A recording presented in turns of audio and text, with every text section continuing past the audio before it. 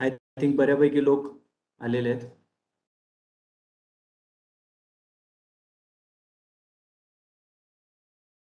Okay, let start. आता कोणी सध्या एमपीएससी सोडून युपीएससी वाले कोणी अजून तर दिसत नाही आहेत जॉईन केलेले. So let's continue in Marathi. ठीक आहे. सकाळी आपण थोडंसं प्रश्नपत्रिका, त्याच्यानंतर प्रश्नपत्रिकांच्या मधल्या प्रश्नांचं स्वरूप, सिलेबसचं स्वरूप, अभ्यासाचा आवाका, त्यानंतर वेगवेगळ्या प्रश्नांच्या वेगवेगळ्या एक्झामची डिमांड याचा थोडासा फॉलोअप घेतला.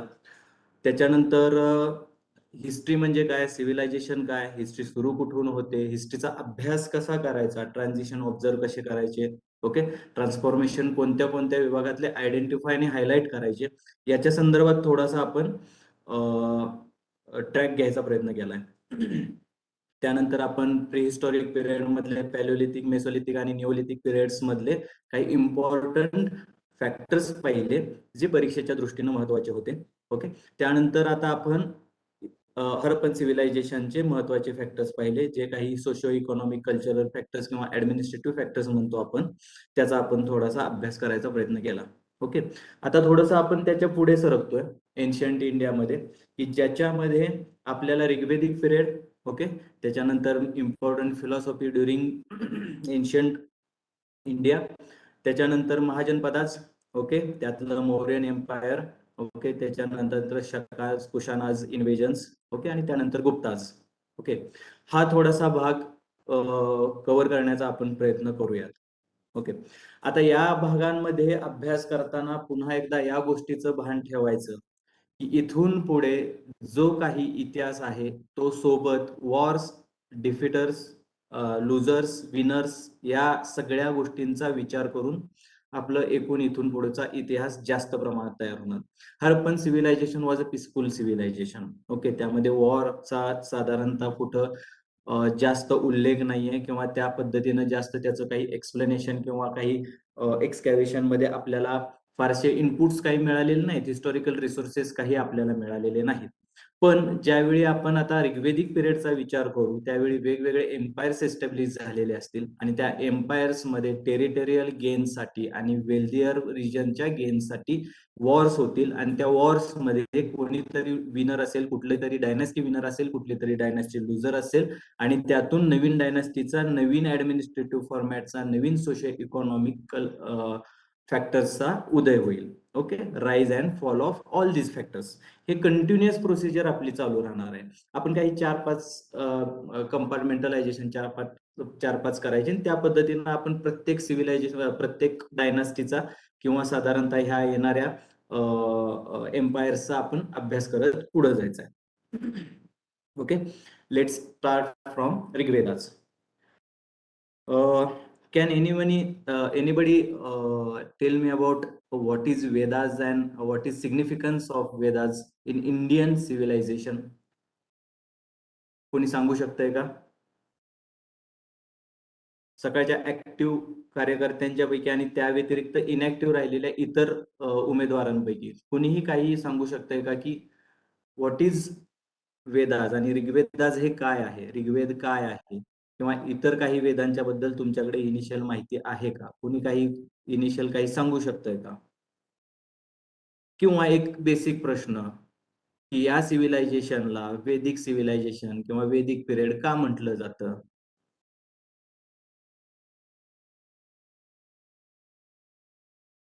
अमृता, प्राजक्ता, सारिका, कोणी काही सांगू शकत नाही का? ठीक आहे. साधारणतः तुम्ही वेदास वगैरे हा पार्ट ऐकला असेल. हिंदू संस्कृतीमध्ये किंवा ओव्हरऑल ब्राह्मणिकल संस्कृतीमध्ये धर्मसूत्राज, धर्मशास्त्राज आणि वेदाज यांचं थोडंसं महत्व आपण वाचलं असेल. ज्यांनी ज्यांनी इंडियन हिस्ट्री वाचायचा प्रयत्न केलेला आहे किंवा जे लोक साधारणतः आपले रिफॉर्मर्स आहेत, रिफॉर्मर्सचा अभ्यास केलेला आहे. त्या रिफॉर्मर्सच्या बेसवरती तुम्हाला हे कळून जाईल की एन्शंट इंडियापासून अगदी मॉडर्न इंडियापर्यंत धर्मशास्त्राचं, वेदाचं वगैरे महत्व फार होतं. ओके, आर्य समाज जर ऐकला असाल तर आर्य समाज वेदांकडे चला म्हणतो. हे वेदाज म्हणजे काय, त्यांची सुरुवात कुठनं झाली, तर ही सुरुवात एन्शंट इंडियामधून झाली. त्याची सुरुवात ऋग्वेदापासून झाली. ओके, ऋग्वेदा म्हणजे काय आहे की बेसिकली तुमचं जे काही फिलॉसॉफिकल आणि तुमच्या ओव्हरऑल जे मी दुपारी सांगितलं की व्हॅल्यूज आणि नॉर्म्स असतात, एखाद्या समाजाचे व्हॅल्यूज आणि नॉर्म्स असतात आणि त्या व्हॅल्यूज आणि नॉर्म्स तुम्हाला राईट ऑर रॉंग मध्ये डिफरन्शिएट करायला शिकवतात. हे डिफरन्शिएट करायला शिकवतात इन द सेन्स काय की तुम्हाला ते पुन्हा एखादं काहीतरी एक बाउंड्री आखून देतात. त्या बाउंड्रीच्या विदिन लिमिटमध्ये तुम्हाला तुमच्या वेगवेगळ्या जीवन कौशल्यांचा विचार करावा लागतो. जीवन कौशल्यांचा विचार म्हणजे काय, your day to day activities. Okay, economical activities असतील, सोशल ऍक्टिव्हिटीज असतील, ओके, फॅमिलियल बॉन्ड असतील. ओके, या सगळ्या गोष्टी कुठंतरी फ्रेम करायचा प्रयत्न यांमध्ये केला जातो. ओके, त्याबरोबर काय आहे की याच्या मागे म्हणजे मी सकाळी जे सांगितलंय की there is a limitations for power of human being. Okay, म्हणजे तुमच्या एकूण माणसाच्या ताकदीला काहीतरी लिमिटेशन्स आहे, जे ताकदीच्या पलीकडला आहे त्याचा विचार करण्यासाठी काही अशा एंटिटीजचा विचार माणसाने केला की ज्याला त्यानं परत रिलिजन म्हणून फ्रेम केलं. श्रद्धेपासून सुरुवात झालेल्या गोष्टीचं रिलिजन मध्ये फ्रेमवर्क करण्यात आलं आणि त्या रिलिजन मध्ये फ्रेमिंग केल्यानंतर मग त्याच्यानंतर जे समोर आलं ते म्हणजे हे वेगवेगळे तुमची शास्त्र आणि पुराण आहे. ओके, मग आता त्याच्यामध्ये हे वेगवेगळे पण येण्याचं कारण काय, तर मल्टिपल थिंकर्स, मल्टिपल फिलॉसॉफीज आणि multiple ways of writing down same way of life.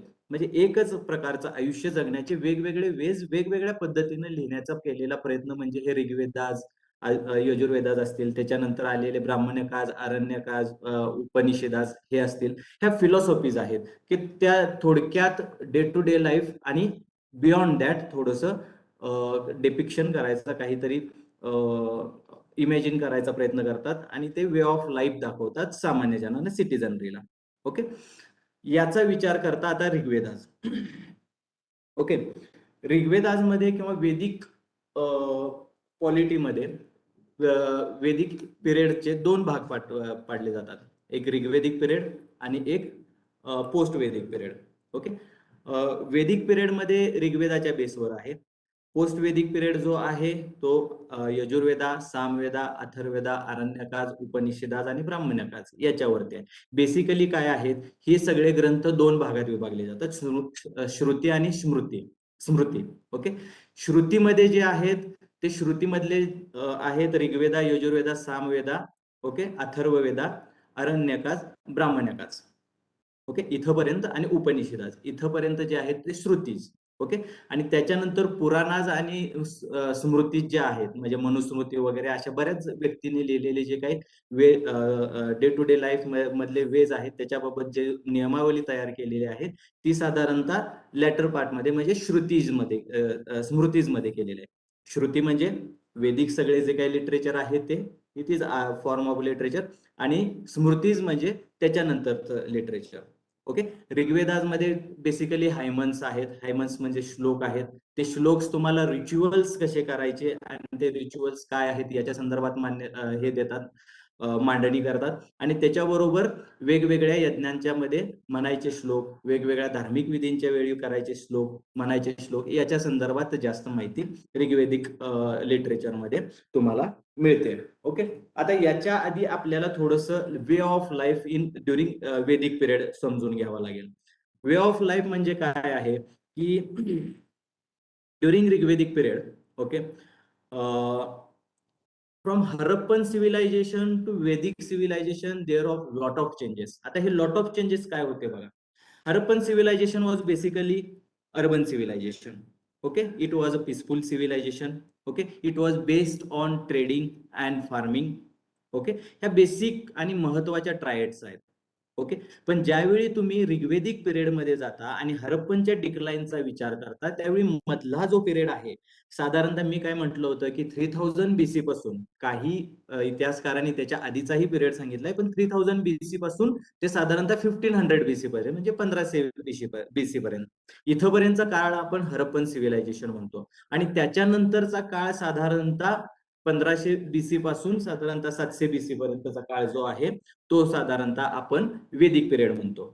Okay, आता ह्या वेदिक पिरियड मधल्या काळांमध्ये आणि हरप्पन सिव्हिलायझेशन मध्ये चेंजेस काय झाले याचा थोडासा विचार करूया. ओके, चेंजेस म्हणजे काय झाले की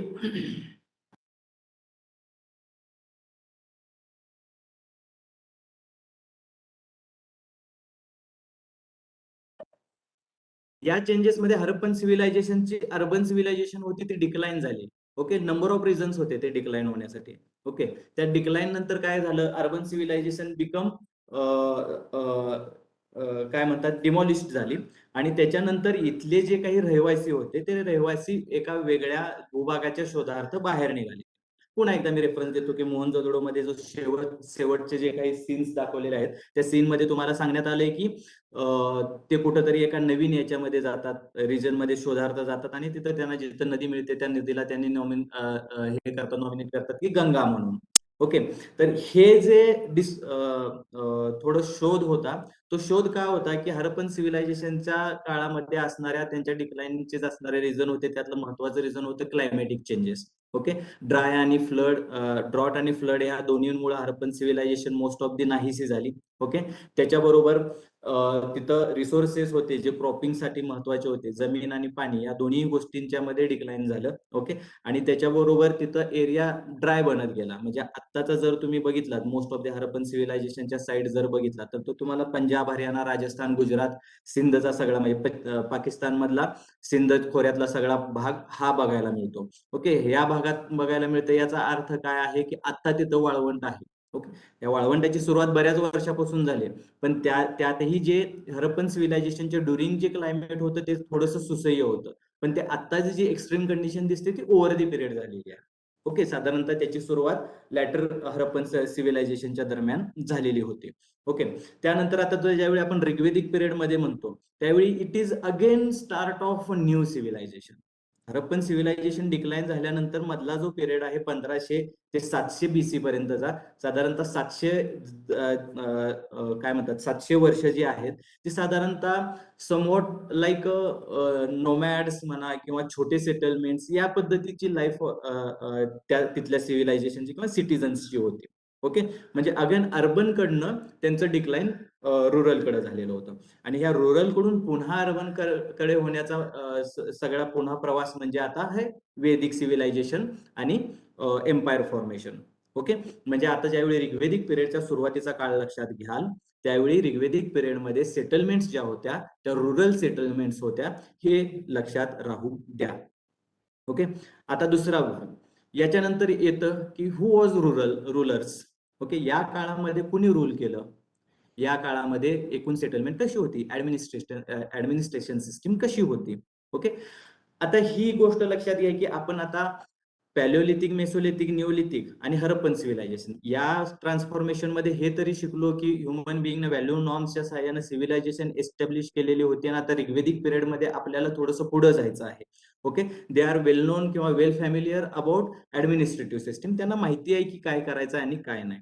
ओके, आता याच्यामध्ये काय दोन भाग येतात. एक आहे की इथले मूळचे राहणारे इंडियन सबकंटिनेंट मधले इनहॅबिटंट्स म्हणजे इथं राहणारे लोक, आणि दुसरा भाग येतो की बाहेरून आलेल्या व्यक्ती. ओके, ज्यांना आपण आर्यन्स म्हणतो. आता हे आर्यन्स आले कुठून, तर मी दुपारी सांगितलं त्या पद्धतीनं सेंट्रल एशियामधून. सेंट्रल एशिया कुठला, ताजिकिस्तान, कझाकिस्तान, जो स्टेपीजचा प्रदेश म्हणला जातो, स्टेपीज म्हणजे कवताळ प्रदेश आहे. ओके, टेम्परेचर रिजन मधला समशीतोष्ण भागातला. ओके, त्या भागातून प्रवासी केलेले नोमॅडिक ट्राईब्स. या नोमॅडिक ट्राईब्सनी स्वतः बरोबर काय आणले, एक तर आणली युद्ध कला. ओके, दुसरे आणले घोडे. ओके, आणि त्या हॉर्स रायडिंगच्या साह्याने युद्ध जिंकण्याची आणि त्यांची मॅन्युरिंग कॅपॅबिलिटी म्हणजे काय की तुम्ही हालचाल किती वेगानं करू शकता याच्या कॅपॅबिलिटीज वाढलेल्या, त्यांच्या घोड्यांमुळे वाढलेल्या कॅपॅबिलिटीज यांचा दोन्हीचा संगम म्हणजे आर्यन्स. ओके, आर्यन्स हे ट्राईब्स होते. ते ज्यावेळी भारतात सेटल झाले त्याच्यानंतर हे वेदिक सगळं सिव्हिलायझेशन, ब्राह्मणिझम वगैरे या सगळ्या गोष्टींचा उदय झाला. ओके, त्यांचं मेन कॉन्फ्लिक्ट कोणाबरोबर झालं, सुरुवातीला आलेल्या वेदिक काळांमधल्या सुरुवातीला तिथं राहणाऱ्या इनहॅबिटंट्स बरोबर म्हणजे मूळच्या लोकांच्या बरोबर, मूळ ओरिजिन बरोबर. ओके, यांनी काय केलं की आल्यानंतर स्वतः सेटल होण्यासाठी जागा शोधण्याच्या मध्ये यांचे इथल्या लोकल लोकांच्या बरोबर they were origin of Dravidian origin okay. म्हणजे आत्ताचं जे आपलं साऊथ इंडियन सबकंटिनेंट मध्ये द्रविडियन ओरिजिनचे पीपल दिसतात. ओके. ते ओव्हरऑल पूर्ण भारत इंडियन सबकंटिनेंट मधले पहिले इनहॅबिटंट्स होते. आर्यन्सच्या इन्व्हेजन नंतर त्यांच्याशी त्यांनी विरोध केल्यानंतर झालेल्या वॉर मध्ये झालेल्या डिफीट नंतर मग ते साऊथ इंडियामध्ये जास्त ढकलले गेले. म्हणजे याचा अर्थ थोडासा असाही लक्षात घेऊ शकता. ह्युमन बिईंगचं इव्होल्युशन साधारणतः आपण आफ्रिकेतनं सुरुवात झाली असं म्हणतो. ओके. आफ्रिकेतून जन्माला आलेला थोडासा मॅच्युअर झालेला माणूस पुन्हा जगभराच्या सगळ्या भागांमध्ये वसला. ओके. इंडियन सबकंटिनेंटमध्ये नॉर्थ इंडियामध्ये थोडक्यात जास्त वसला. आता हे नॉर्थ इंडिया आपली आत्ताची इंडिया न धरता पूर्ण पाकिस्तान आणि आपला नॉर्दर्न इंडियाचा पार्ट सगळा लक्षात घ्यायचा आहे, जोपर्यंत 1947 येत नाही तोपर्यंत. ओके. तर आता या भागातनं मोस्ट ऑफ दी इनहेबिटंट्स तिथं राहण्याचं कारण म्हणजे एक तर तिथं होती फर्टाईल सॉइल. ओके. तिथल्या जर तुम्ही जॉग्राफीचा अभ्यास केला तर भरपूर पाण्यानं आणि बारमाही पाण्यानं वाहणाऱ्या नद्या, that was the major reason behind that की तिथं तिथल्या सेटलमेंट जास्त डेन्स आहेत. डेन्स म्हणजे जास्त घनता असणारे आहेत आणि तिथं त्या काळात ही काय म्हणतात सेटलमेंट्स वसवायला प्राधान्य देण्यात आलं. ओके.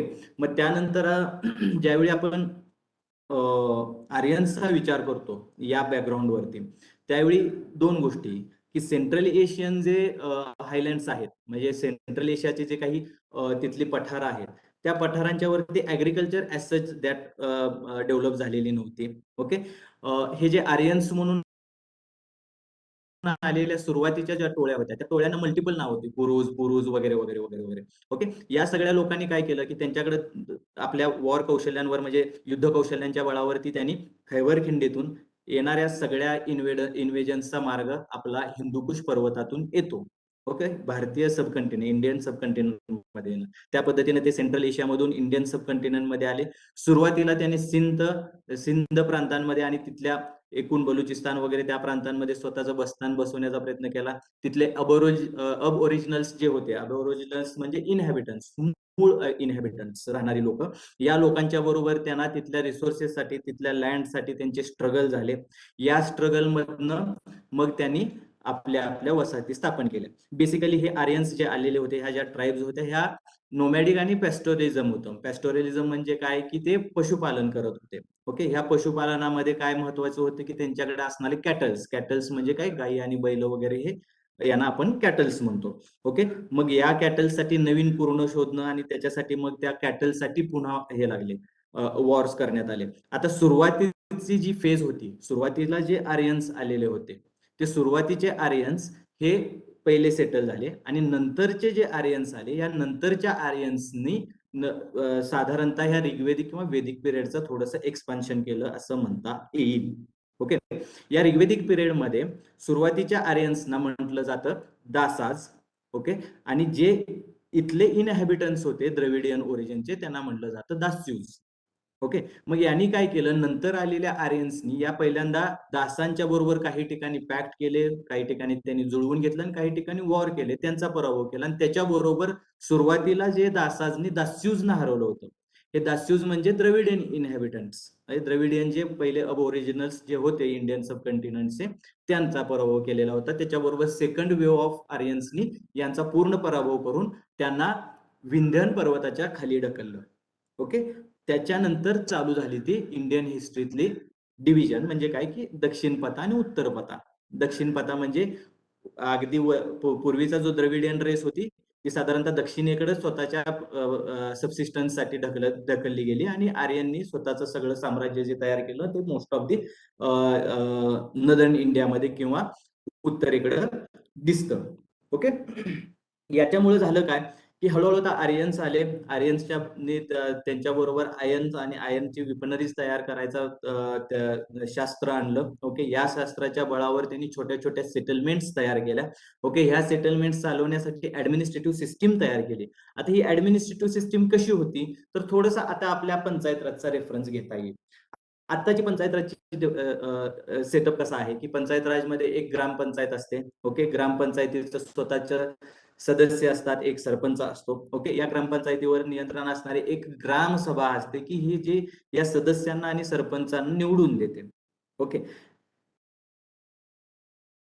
काही प्रमाणात एन्शियंट इंडियातली, मेजरली वेदिक इंडियातली जी काही पंचायतची सिस्टीम होती ती याच पद्धतीची होती. म्हणजे कसं होतं, की त्यावेळी सभा, समिती, विषय असे छोटे छोटे ग्रुप होते. ओके.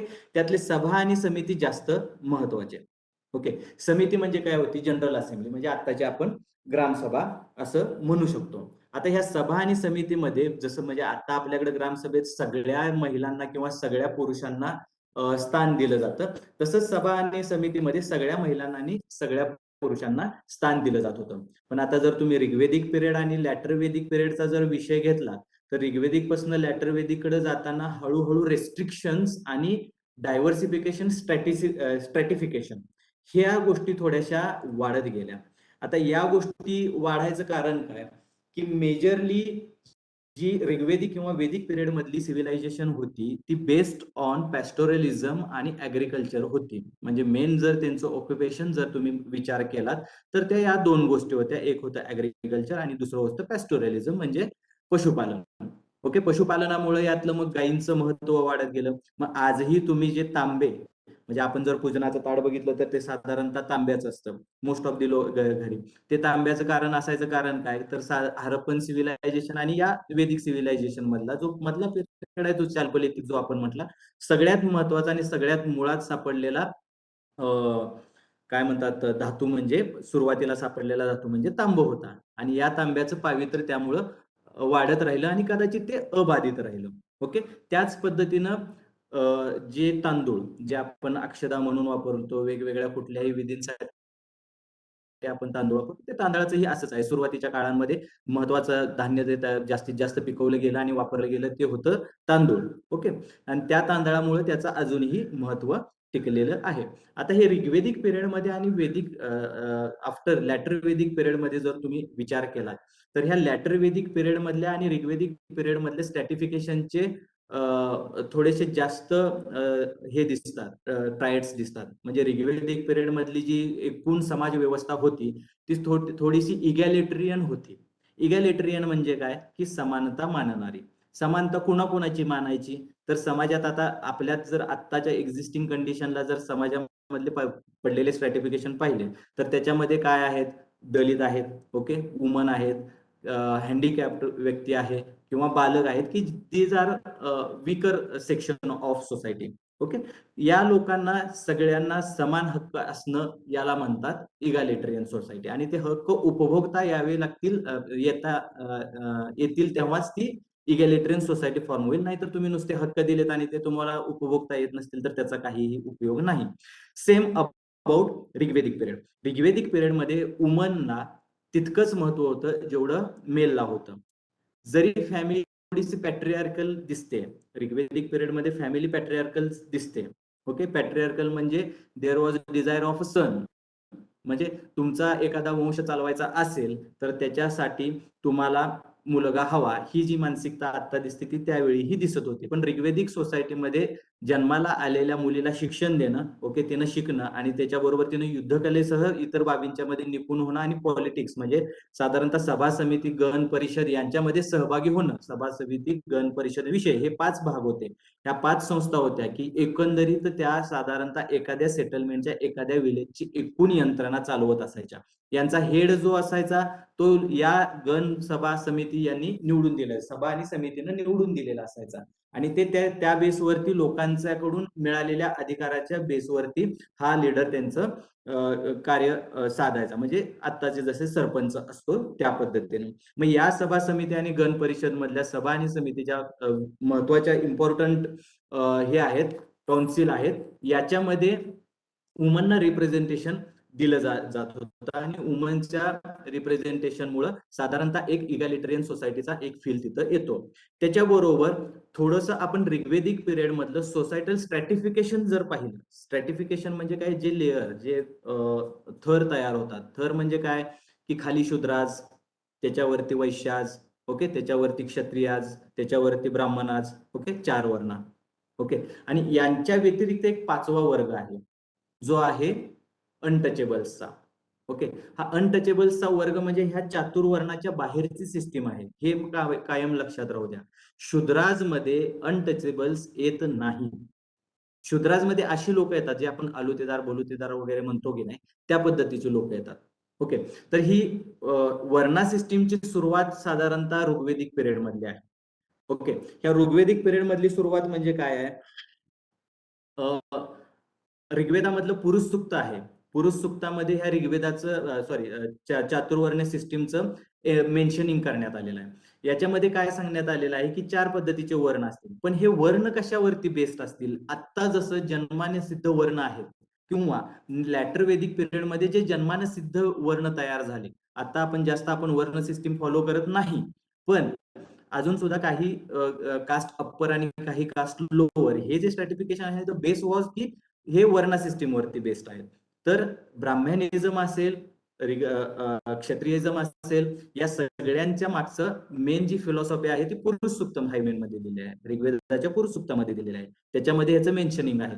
पण ऋग्वेदाच्या काळामधलं जे काही वर्ण सिस्टीम होती ती वर्ण सिस्टीम साधारणतः तुमच्या प्रोफेशनवरती किंवा ऑक्युपेशन बेस्ड वरती होते. म्हणजे एका वर्णातून दुसऱ्या वर्णात जाण्याची मोबिलिटी हा जो शब्द आहे सोशिओलॉजीच्या टर्म मध्ये त्याला मोबिलिटी म्हणतात.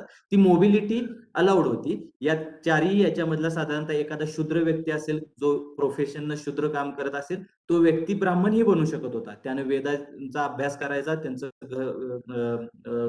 गोकंपट्टी करायची, मनन करायचं आणि ते रिच्युअल्स जिथं गरजेचं आहे तिथं तुम्ही त्या विधी करण्यासाठी जाऊ शकत होता ड्युरिंग द ऋग्वेदिक पिरियड.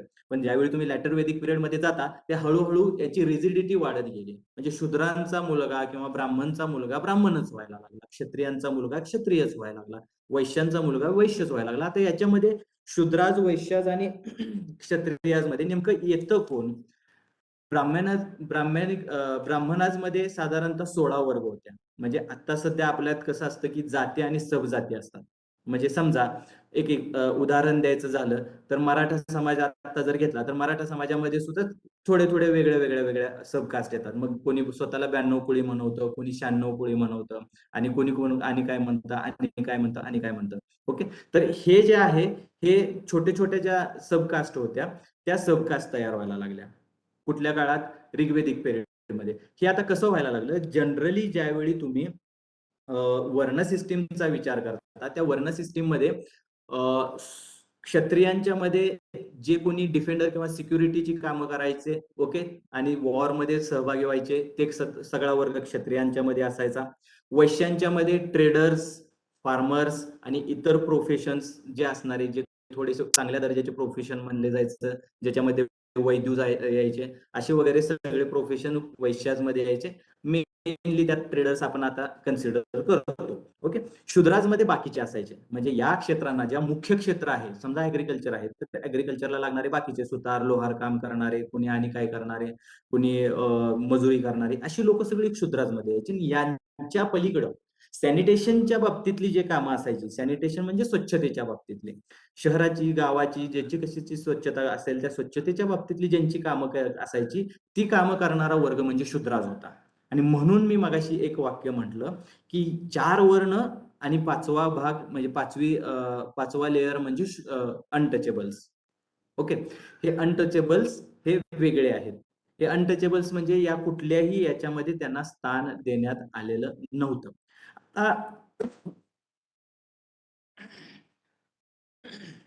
आता याच्यामध्ये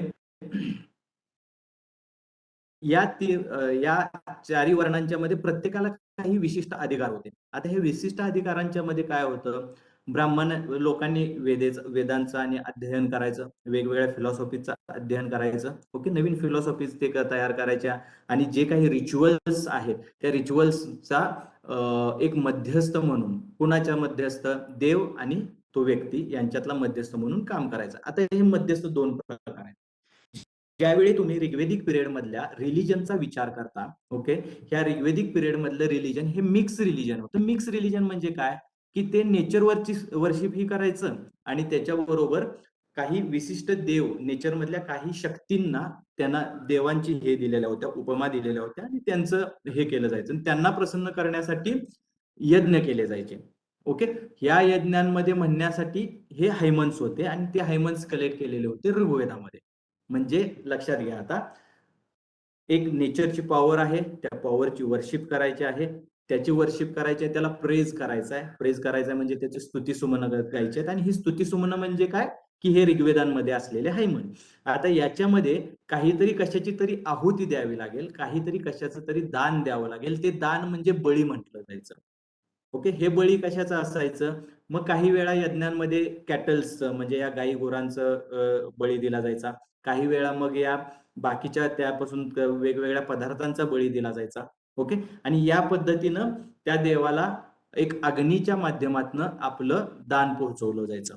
ओके, म्हणून अग्नी हा एक मध्यस्थ होता आणि दुसरा मध्यस्थ म्हणजे हा पुरोहित वर्ग किंवा ब्राह्मण वर्ग. आता ह्या ब्राह्मण वर्गांमध्ये साधारणतः 16 सबसेक्ट होते, जे मी मगाशी सांगत होतो की मग वेगवेगळे सबसेक्ट आता जे असतात.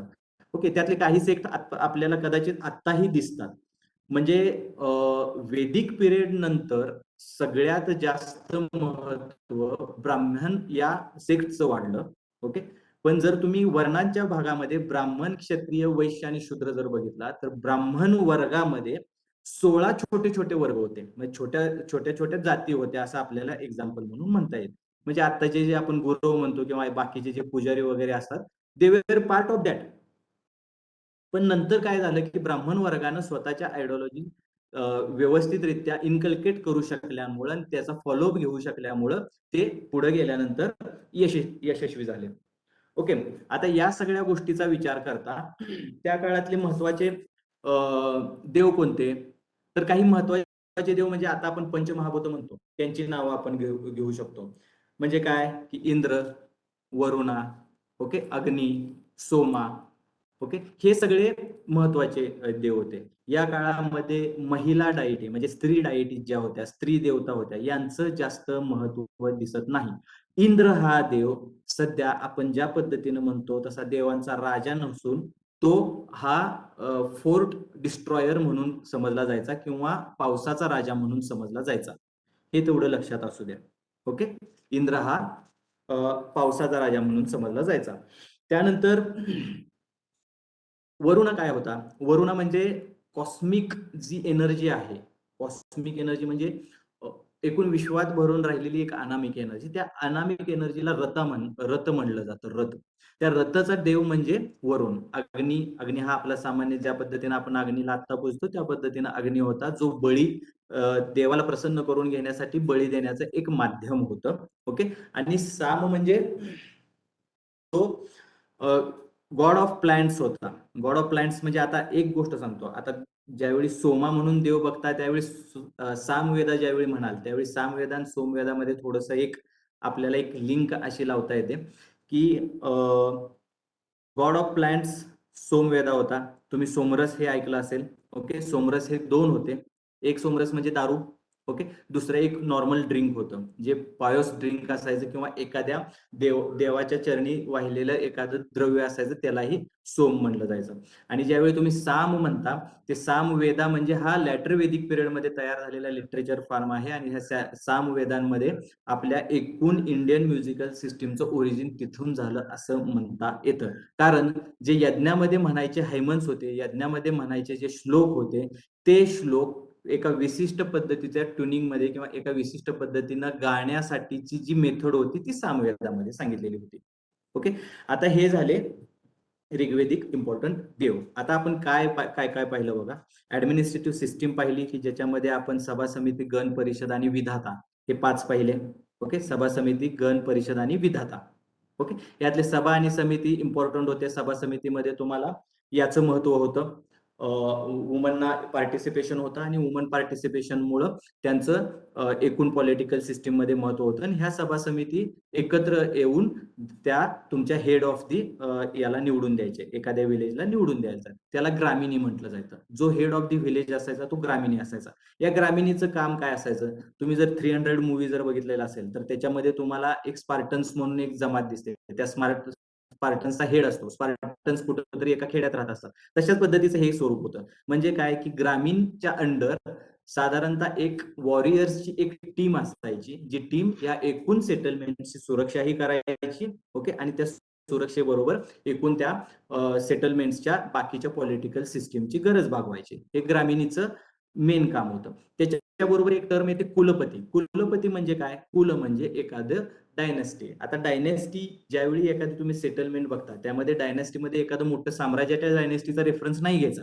इथं हाच रेफरन्स घ्यायचा की एखादी फॅमिली असेल त्या फॅमिलीचा हेड म्हणजे कुलपती म्हटला जायचा. ओके. या काळातल्या साधारणतः तुम्ही रिलिजियस अफेअर्सचा आणि थोडासा अभ्यास कराल तर त्यामध्ये एक इम्पॉर्टंट काय होतं की ऋग्वेदिक पिरियडमध्ये तुमचं जे काही देवाला पूजणं असेल किंवा त्याचं प्रेज करणं असेल, त्याची वर्शिप करणं असेल, याच्या मागचा एक बेसिक उद्देश होता की त्याच्या माग प्रजा, धन आणि पशु यांचं प्रॉस्पेरिटी यावी. प्रजा, धन आणि पशु. प्रजा म्हणजे चिल्ड्रन, धन म्हणजे वेल्थ आणि पशु म्हणजे कॅटल. हे कशावरनं? आता हे का असावं? तर pastoralism was the basic occupation of this all Aryan races. Okay. आता त्याच्यामुळे झालं असं की प्रजा, पशु आणि धन या तिन्ही गोष्टींना इम्पॉर्टंट आलं.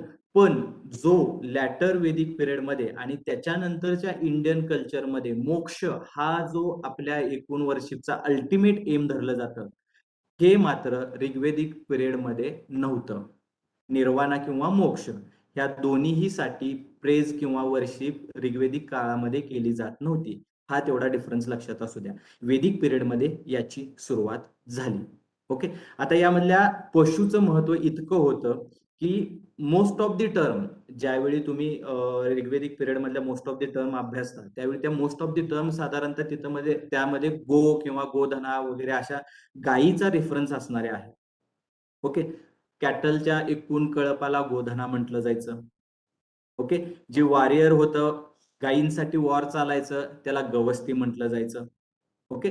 त्याच्यानंतर जे हे असायचे, गेस्ट असायचे, त्या गेस्टना गोघना म्हटलं जायचं. आता हे गोघना का?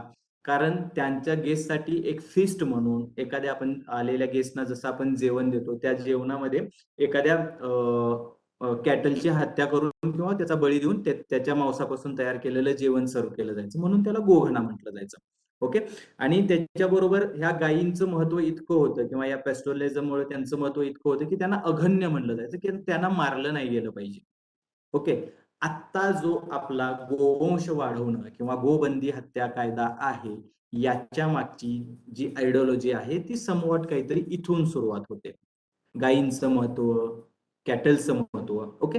तर त्यामुळं त्या गोबंदी कायद्यांना आणि आत्ताच्या येणाऱ्याला पाठबळ मिळतं. कारण ओव्हर दी पिरियड ऍग्रिकल्चर बरोबर एक अलाइड सेक्टर म्हणून या कॅटल्सनी बहुतांश वेळेला या ह्युमन बिईंगला किंवा या सिव्हिलायझेशनला, इंडियन सिव्हिलायझेशनला हात दिलेला आहे. ओके. आता याच्यानंतर ज्यावेळी आपण पुढे जातो त्यावेळी थोडस स्ट्रॅटिफिकेशनचा विचार करता शूद्रा, वैश्याज, क्षत्रियाज आणि ब्राह्मणकाज या चार वर्णांच्या मधले पहिले तीन वर्ण जे होते ब्राह्मणकाज, क्षत्रियाज आणि वैश्याज या तिन्हींना द्विज म्हणलं जायचं. ओके. द्विज म्हणजे काय? तुम्ही उपनयन विधी ऐकला असाल तर पहा. उपनयन विधी म्हणजे ज्यावेळी मुलगा विद्या घेण्यासाठी हे होतो, इलिजिबल होतो, त्यावेळी एक उपनयन विधी केला जातो. याला ड्वेल बोर्न म्हणतात. ड्वेल बोर्न म्हणजे एक जन्म तुमचा आईच्या उदरातून आणि एक जन्म तुमचा नॉलेजच्या गेन पासून. ओके. सो ते द्विजा म्हणून पहिले जे तीन वर्ण होते त्यांना हे ज्ञान घेण्याचा अधिकार होता, म्हणून या तिन्ही वर्णांना द्विजा म्हटलं जायचं. ओके. त्याच्याबरोबर यातल्या क्षत्रिय आणि ब्राह्मणाज या ब्राह्मणाज आणि क्षत्रियाजना एकंदरीत एकूण पॉलिटिकल सिस्टीम मध्ये साधारणतः वर्चस्वाचं स्थान होतं. पण वर्चस्वाचं स्थान जरी असलं तरी हे त्यांच्या नॉलेज बेसवर होतं आणि whoever gain that knowledge he can become a Brahmana और क्षत्रिय. ज्यानं कुणी एखादं युद्ध कौशल्य शिकला आणि तो एखाद्या पलटणीमध्ये सहभागी झाला की तो क्षत्रियाज होऊन जायचा, त्याचा काही विषय नसायचा. ओके. पण या बाबतीत बाकीच्या ज्या गोष्टी असतात की deprivation of woman, deprivation of lower classes किंवा लोअर वर्णात, हा प्रकार ऋग्वेदिक काळात दिसत नाही. त्यामुळे साधारणतः ऋग्वेदिक पिरियड मधली सोसायटी ही इगॅलिटेरियन सोसायटी होती, एवढं तुम्ही लक्षात ठेवा. ओके. आता या व्यतिरिक्त काही गोष्टी आहेत की ज्या तुम्हाला थोड्याशा ओव्हरलुक करून थोड्याशा अंडरस्टँडिंग करायच्या आणि त्या लक्षात ठेवायच्या आहेत. ओके. त्यात आहेत एक टाईप ऑफ मॅरेजेस, एक 8 प्रकारचे टाईप ऑफ मॅरेजेस दिलेले आहेत. मोस्ट ऑफ दी वेळा याच्यावरती प्रश्न नाही आलेला. युपीएससी साठी एकदा दोनदा प्रश्न येऊन गेलेला आहे, त्यामुळे त्याच्या फक्त टर्म्स आणि ते कशा प्रकारे होते हे तुम्ही वन लाईनर असतं ते कुठल्याही पुस्तकात मिळून जाईल, तुम्ही वाचलात की समजून जाईल. यानंतर दुसरी गोष्ट म्हणजे काही ऋग्वेदिक पिरियडमध्ये नद्यांची नाव आहेत. म्हणजे आपल्या ज्या आपण आता गंगा, यमुना आणि गोमती वगैरे या सगळ्या नद्या आहेत, सिंधू, सतलज यांची, चिनाब, रावी, बियास, या सगळ्यांची नावं ऋग्वेदिक पिरियडमध्ये थोडी वेगळी होती. त्याच्यावरती एक वारंवार प्रश्न विचारला जातो. त्याचं एक स्ट्रक्चर आणि त्याचं एक नोटिंग तुम्ही करून ठेवा. ते तुम्हाला कोणत्याही पुस्तकात मिळेल. या दोन गोष्टी तुम्हाला कोणत्याही पुस्तकात इझिली अवेलेबल होऊन जातात. ओके, ठीक आहे. आता पुढे जाऊया थोडंसं लॅटर वेदिक पिरियडमध्ये. आता ह्या लॅटर वेदिक पिरियडचा ज्यावेळी आपण अभ्यास करतो त्यावेळी लॅटर वेदिक पिरियड मधले बेसिक लिटरेचर्स म्हणजे 3 लक्षात ठेवायचे. ओके, ऋग्वेदामध्ये ऋग्वेदा होता, सामवेदा, यजुर्वेदा आणि अथर्ववेदा हे लॅटर वेदिक पिरियड मध्ये होते. याच्यानंतर आले ब्राह्मणकाज, आरण्यकाज आणि उपनिषदात. आता याच्यातलं जे सामवेद आहे ते सामवेदाचा मी मगाशी रेफरन्स सांगितला की जे हायमन्स होते ते एका ट्युनिंग मध्ये गाण्यासाठी त्यांचं सामवेदाचं स्ट्रक्चरिंग तयार करण्यात आलेलं होतं. ओके, यजुर्वेदामध्ये मॅजिकल हायमन्स होते, म्हणजे तंत्रविद्या किंवा तंत्राच्या साह्याने जे काही तुम्हाला देवाला वर्शिप करायचे आहे किंवा ज्या काही तुम्हाला प्रेझिंग करायचं आहे त्याच्यासाठी होतं यजुर्वेदास. आणि अथर्ववेदास जे होतं त्या अथर्ववेदामध्ये साधारणतः आयुर्वेदाचा हे म्हटला जातो, बेस म्हटला जातो. आणि ज्या काही रिच्युअल्स आहेत, म्हणजे तुम्हाला एखादा यज्ञ करायचा आहे त्याच्यामध्ये जे काही रिच्युअल्स आहेत ते तुम्हाला अथर्ववेदामध्ये सांगितले जातात. या 4 गोष्टी फक्त लक्षात ठेवा. ओके, आता ही ऋग्वेदिक सोसायटी जी होती ती मेजरली याज्ञिक सोसायटीमध्ये होती, म्हणजे यज्ञ आणि त्याच्या बेसवरती त्याच्या माध्यमातून वर्शिपिंग केलं जायचं. ओके, आता हळूहळू ज्यावेळी आपण वेदिक पिरियडमध्ये लॅटर वेदिक पिरियडमध्ये येतो त्यावेळी पूर्वी जे नेचरच्या पॉवरला पूजलं जायचं, म्हणजे आपण पूर्वीची जर नावं बघितली तर इंद्रा, वरुणा वगैरे अशी होती की जी नेचरच्या पॉवर एक स्ट्रेंथ होती की जी ह्युमन बिईंगच्या पलीकडली होती, त्याला वर्शिप करणं हा त्याच्या माग उद्देश होता. पण लॅटर वेदिक मध्ये ज्यावेळी तुम्ही जाल त्यावेळी लॅटर वेदिक पिरियड मधलं जे काही वर्शिपिंग आहे ते वर्शिपिंग साधारणतः आयडल बेसिसवरती होतं. आयडल म्हणजे मूर्तीपूजा, म्हणजे वेदिक पिरियडमध्ये मूर्तीपूजेचे सुरुवातीचे काही हे दिसतात, गुण दिसतात. ओके, त्याच्यामध्ये सुद्धा ज्यावेळी तुम्ही नॉलेज गेन करता, ह्या नॉलेज गेनिंग मध्ये आपल्या गुरुला असणारं महत्व हे जास्त होतं. आता याच्यामध्ये गुरुला असणाऱ्या महत्वामध्ये एक आणखी एक पार्ट येतो आश्रमास. ओके, 4 आश्रम आहेत. ओके, त्या 4 आश्रमाची सुरुवात साधारणतः वेदिक पिरियड मध्ये झालेली दिसते. त्यातला जो गृहस्थाश्रम आणि संन्यासीन जो आश्रम आहे, संन्यासीन आश्रम हा वेदिक पिरियडच्या लॅटर वेदिक पिरियड मध्ये जास्त, म्हणजे लॅटर वेदिक पिरियडच्या आफ्टर म्हणजे अगदी शेवटी शेवटी जास्त प्रकर्षानं संन्यासीन हा आश्रम समोर आलेला दिसतो. म्हणजे या काळांमध्ये नॉलेज गेनिंग मध्ये काही विशिष्ट क्लासचं एक डॉमिनन्स तयार झाला की ज्याच्यामुळे ब्राह्मणिझम वगैरे हे क्लास स्ट्रॉंग झाले. ब्राह्मणिझम मधले ब्राह्मण्स जे होते ते जास्त इतर त्यांच्या सबकास्टपेक्षा, म्हणजे मगाशी जे मी 16 कास्ट सबकास्ट सांगितल्या त्यांच्यापेक्षा ते जास्त स्ट्रॉंग झाले. ओके, त्याच्यानंतर मग तुम्ही क्षत्रियांचा विचार कराल त्यावेळी क्षत्रियांनी ह्या सभा, समिती, विधाता, परिषद आणि गण ह्या ज्या 5 आपण ज्या हे बघितल्या त्यातल्या सभा आणि समिती, समितीचं महत्व निघून गेलं, समिती डिमॉलिश झाली. ओके, त्याच्यातनं हळूहळू एक राज्य किंवा एम्पायर फॉर्मेशन व्हायला तयार झाले. आता ही एम्पायर फॉर्मेशन व्हायला तयार झाली किंवा डायनेस्टीज यायला लागल्या, म्हणजे नेमकं काय व्हायला लागलं. सुरुवातीच्या काळामध्ये ऋग्वेदिक पिरियडमध्ये जर तुम्ही बघाल तर ऋग्वेदिक पिरियड मधल्या ज्या काही सेटलमेंट्स होत्या त्यांच्या ते इंडिव्हिज्युअल सेटलमेंट्स त्यांच्या चालवण्यासाठी एक छोटे छोटे लीडर्स तयार व्हायचे. या लीडर्सनी एकत्र येणं आणि त्या एकत्र येण्यातून नवीन टेरिटरी अक्वायर करणं, ही टेरिटरी अक्वायर करताना टेरिटरीपेक्षा जास्त महत्व सुरुवातीच्या ऋग्वेदिक काळामध्ये कॅटल्सला होतं, कॅटल कॅप्चरिंगला होतं, म्हणजे दुसऱ्याच्या सेटलमेंट मधल्या गायी पळवून आणणं.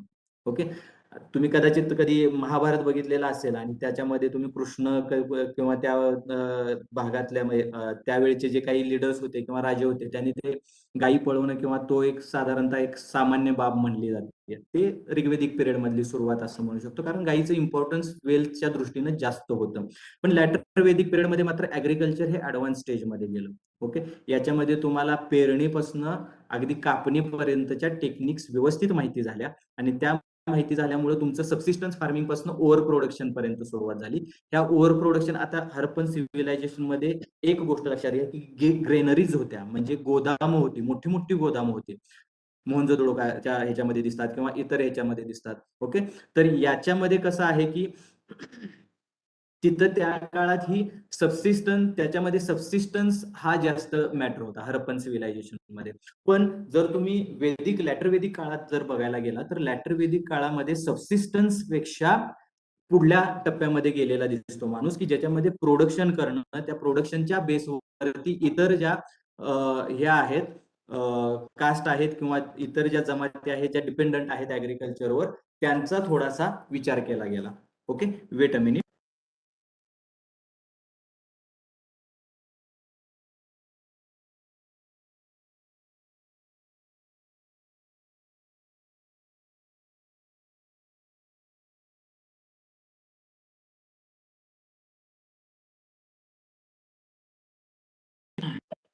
आता या सगळ्या गोष्टींचा विचार करत करत ज्यावेळी वेदिक पिरियड मध्ये येतात, त्यावेळी वेदिक मध्ये वर्णाश्रम सिस्टीम ही प्रोफेशन बेसवरून तुमच्या बर्थ बेसवरती तयार झाली. म्हणजे तुम्ही जर ब्राह्मण याच्यात जन्मलात, वर्णात जन्मलात की तुम्ही ब्राह्मण राहिलात, तुम्ही शूद्रात जन्मलात की शूद्रात राहिलात. ओके, आश्रमाची सिस्टीम डेव्हलप झाली. ओके, नॉलेज गेनिंगसाठी तुम्हाला वेगवेगळ्या ह्या मिळाल्या, वेज मिळाले, फिलॉसॉफीज मिळाल्या. ओके, ह्या फिलॉसॉफीज म्हणजे ऋग्वेदिक, यजुर्वेदिक, सोमवेदा, त्याच्याबरोबर ब्राह्मणका झाले, अरण्यका झाले, उपनिषदा झाले. आता हे उपनिषदाच काय असतं? उपनिषदा म्हणजे तुम्ही गुरुच्या मांडीला मांडी लावून शिकलेलं ज्ञान, हा उपनिषदाचा बेसिक अर्थ आहे. हे तुम्हाला युपीएससीच्या एकदा 2000 आय थिंक 14च्या पेपरमध्ये येऊन गेलेला आहे की व्हॉट इज उपनिषदा. उपनिषदा म्हणजे knowledge gaining by sitting with gurus, हे त्याचा अर्थ झाला. ओके, आता या सगळ्या वेगवेगळ्या फिलॉसॉफीज, याच्याबरोबर 6 मेजर फिलॉसॉफीज. आता ह्या 6 मेजर फिलॉसॉफीज कुठल्या? की न्याय, वैशेषिका, सांख्य, योगा आणि पूर्वमीमांसा आणि उत्तरमीमांसा, या 6 फिलॉसॉफीज आहेत. आता या प्रत्येक फिलॉसॉफीज एका विशिष्ट भागावरती कॉन्सन्ट्रेट करतात. आता न्याय फिलॉसॉफी काय आहे? न्याय फिलॉसॉफी अनालिसिस बेसवरती आहे. आता यांचं विचारताना साधारणतः एमपीएससीनं तुम्हाला जोड्या जुळवा विचारलंय, आणि त्याच्याबरोबर युपीएससीनं सांख्य फिलॉसॉफी मध्ये कोणता कशाचा स्टडी केला जातो किंवा सांख्य फिलॉसॉफी फोकस कशावर करते, असा एक प्रकारचा प्रश्न 1 वर्ष विचारलेला आहे. एक बेसिकली सांगतो, न्याय फिलॉसॉफी आहे जी अनालिसिस वरती बेस्ड आहे, म्हणजे विश्लेषण. तुमच्याकडे जे नॉलेज आहे ते नॉलेजचं तुम्ही अनालिसिस करून what is wrong and what is true, what is true and what is false, याचा विचार करावा. ओके, त्याच्यावरती याची सुरुवात गौतम म्हणून ऋषीने केलेली होती. ओके, त्याच्यानंतर वैशेषिका येतं. वैशेषिकामध्ये सगळ्यात महत्वाचं म्हणजे अणु आणि रेणूंचं किंवा फिजिक्सचं थोडंसं एक्सप्लेनेशन दिलेलं आहे. म्हणजे त्यांची सुरुवात महर्षी कनादानी केली, वैशेषिका. ओके, त्याला ऍटॉमिक कॅरेक्टरिस्टिक्स ऑफ मटेरियल हे एक्सप्लेन केलेलं आहे वैशेषिकामध्ये. सांख्यामध्ये एन्युमरेशन. आता हे एन्युमरेशन म्हणजे काय, याची सुरुवात केली कपिलाने. ओके, सांख्य फिलॉसॉफीमध्ये तुमच्या एकूण जे काही ट्रू आणि फॉल्सचं ज्ञान आहे, त्याच्यासाठीचं जे अनालिसिस आहे ते साधारणतः तुम्ही स्टॅटिस्टिकल बेसिसवरती करायचं. हे तुमचं आहे सांख्य फिलॉसॉफी. योगा फिलॉसॉफी म्हणजे तुमचं जे नॉलेज आहे त्या नॉलेजचं ऍप्लिकेशन, त्यातूनच आपलं योग साधना आणि ह्या झाले, त्याची सुरुवात केली आहे पतंजलीनं. ओके, त्याच्यानंतर पूर्वमीमांसा आणि उत्तरमीमांसा. उत्तरमीमांसांना म्हणतात वेदांता. आता हे वेदांता फिलॉसॉफी ज्या आहेत त्या पूर्वांपार चालत आलेल्या वेदिक फिलॉसॉफीच्या अपरोक्ष थोड्या वेगळ्या वेजनी जातात. या वेगळ्या वेजनी जातात म्हणजे काय? उत्तर वेदांतामध्ये, ऋग्वेदांमध्ये साधारणतः हायमन्स, रिच्युअल्स आणि त्या बळी वगैरे या गोष्टींना जास्त महत्व आहे. पण उत्तर मीमांसामध्ये, मीमांसा म्हणजे ह्या शब्दाचा अर्थच घ्या, मीमांसा म्हणजे अनालिसिस असतं. ओके, तुम्ही तुमचं त्याचं पृथक्करण करण्याची तुमची कॅपॅसिटी म्हणजे मीमांसा. काय आहे की तुम्ही त्याच्यामध्ये एन्क्वायरी करा. तुम्ही त्याच्यामध्ये ज्या काही गोष्टी आहेत त्याची सुरुवात पहिल्यांदा स्वतः त्याची एन्क्वायरी करा. कुठलेही नॉलेज बाहेर न मिळालं आणि त्याच्यावरती विश्वास ठेवला आणि तुम्ही त्याच्यावरती ऍक्ट झालात, ऍप्लिकेशन केलात, योग केलात, असं नाही चालणार. त्याच्यावरती तुम्ही पहिल्यांदा स्वतःची एन्क्वायरी करा. ओके, त्या एन्क्वायरी नंतर उत्तरमीमांसा. उत्तरमीमांसा म्हणजे वेदांता. या इन्क्वायरीवर मग तुम्ही ठरवा की ट्रू काय आहे, फॉल्स काय आहे, आणि त्या ट्रू आणि फॉल्सच्या बेसिसवरती तुम्ही तुमचं एकूण वे ऑफ लाईफ जगा. Okay, these are 6 systems of philosophy. 6 systems of philosophy Satish चंद्रांच्या पुस्तकामध्ये हे व्यवस्थित एक्सप्लेन केलेलं आहे. ओके, सतीश चंद्रांचं एन्शंट इंडिया. ओके, त्याच्यानंतर दुसरं म्हणजे लेटर वेदिक पिरियड मध्ये असणारे गॉड्स. आता ह्या गॉड्स मध्ये साधारणतः आपण 3 महत्वाचे गॉड्स आता सध्या मानतो. कुठले? सेंट्रल गॉड्स कुठले आहेत? ब्रह्मा, ओके, विष्णू आणि महेश. हे 3 गॉड आता सध्या महत्वाचे मानतो. लॅटर वेदिक पिरियड मध्ये ह्याची खरी सुरुवात झाली. ओके, ब्रह्मा किंवा प्रजापती यांचं महत्व लॅटर वेदिक पिरियड मध्ये वाढलं. त्याच्याबरोबर ज्या लोकल डायटीज होत्या, लोकल डायटीज म्हणजे काय? आर्यन्सच्या आधीची जी काही लोक राहत होती, ज्यांना आपण दासाज आणि दास्यूज म्हणतो. दासाज वेर ऑल्सो आर्यन्स, पण ते आर्यन्स जे नंतरची आलेली डॉमिनंट वेव होती त्याच्या आधी आलेले आर्यन्स.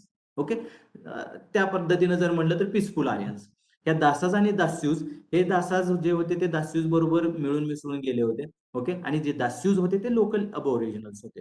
या दास्यूजने त्यांचे स्वतःचे देव होते, त्या देवांना या लॅटर वेदिक पिरियड मध्ये सामावून घेण्यात आलं. यातले काही देव म्हणजे पुशाना. ओके, हा पुशान हा जो देव आहे हा द्रविडियन ओरिजिनच्या किंवा वैश्याचा देव होता. या देवाला साधारणतः ऋग्वेदिक गॉड म्हणून, सॉरी, लॅटर वेदिक गॉड म्हणून मान्यता मिळाली.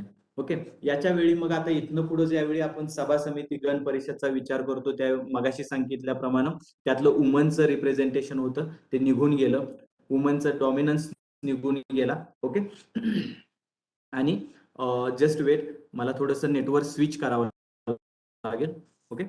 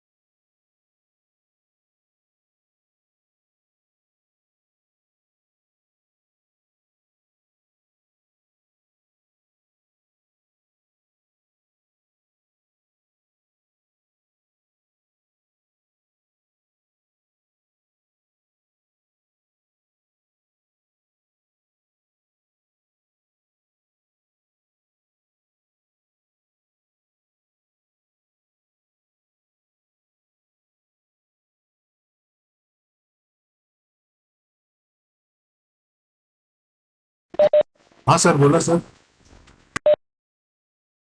माझा आवाज येतोय? हो, येतोय येतोय. राकेश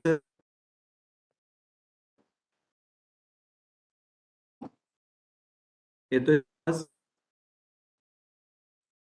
हा सर, येतोय ओके आवाज. सर. बोला. वैदिक पिरियड आपण पाहिलं ऍडमिनिस्ट्रेटिव्ह सिस्टीम. ओके, त्याच्यानंतर है ना, ठीक आहे, ठीक आहे. वैदिक पिरियड मध्ये administrative system, social changes, cultural changes. Okay, cultural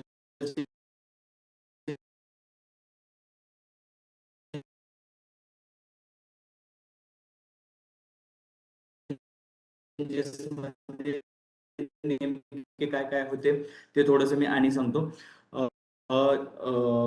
religion based changes आपण पाहिले. ओके, त्याच्याबरोबर ह्युमन बिंग किंवा सेटलमेंट्स ज्या होत्या ते लॅटर एकदा सुरुवात त्याची झाली शहरं बांधायला.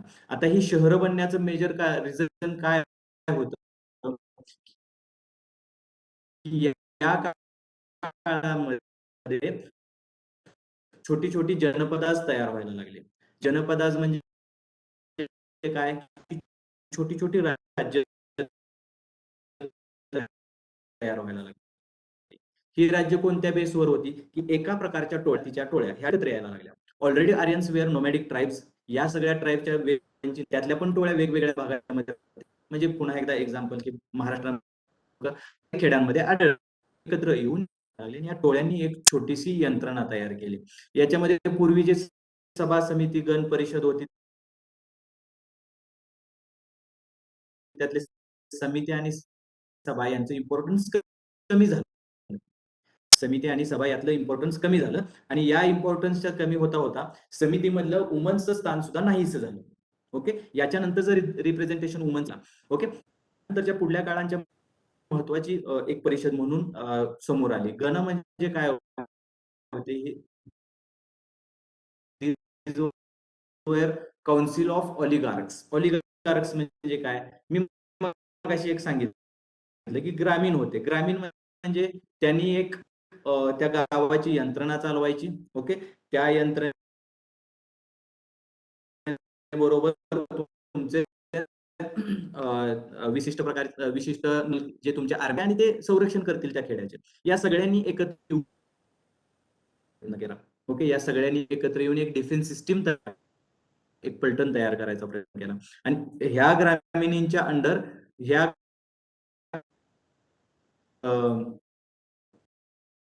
हे गण एकत्र येऊन निवडून त्यांच्यापैकी एकाला कुणाला तरी राजा म्हणून निवडून द्यायचे. ओके, सो गणा इज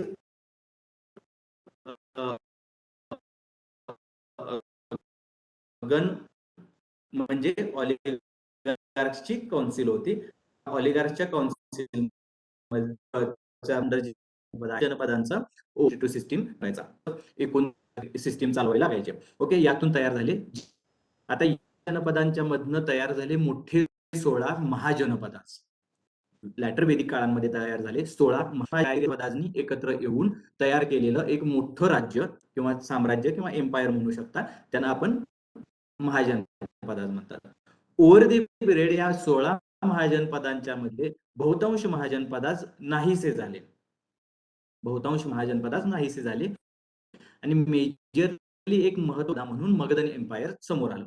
मगध हे महाजनपदा होतं. त्यानं आजूबाजूच्या सगळे मत्स्य वत्स्य या सगळ्या लोकांना एकत्र करून स्वतःचं मगध एम्पायर तयार केलं आणि या मगध एम्पायर मध्ये नंतर मौर्यन साम्राज्य स्थापित झालं आणि मौर्यन साम्राज्यांनी मग परत या मगध एम्पायरचा एक्सपान्शन केलं. ओके, हे एक्सपान्शन हळूहळू कशाच्या बेसवर होतं की शेजारच्या आपल्या महाजनपदाला गिळंकृत करायचं. मग ते गिळंकृत करण्यासाठीचे प्रयत्न कसे असायचे, एकतर तुम्ही मग त्यांच्याशी मॅरिटल बॉन्डिंग तयार करा, अदरवाईज टेरिटरी अक्वायर करा, म्हणजे इन्व्हेजन करा डिफीट करा आणि टेरिटरी अक्वायर करा. आता याच्यासाठी सगळ्यात महत्वाचं काय होतं की त्या काळात उपलब्ध असणारे मेटल्स. मगाशी एक गोष्ट मी सांगितली की ऋग्वेदिक पिरियड मधले जे नोमॅडिक ट्राईब्स होते त्यांच्याकडे विपण आणि वॉर्स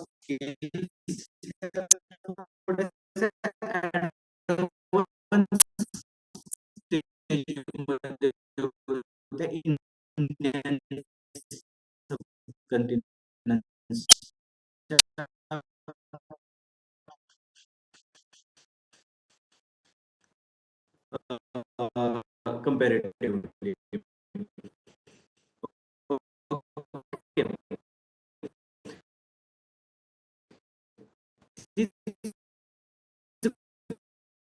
गोष्ट जे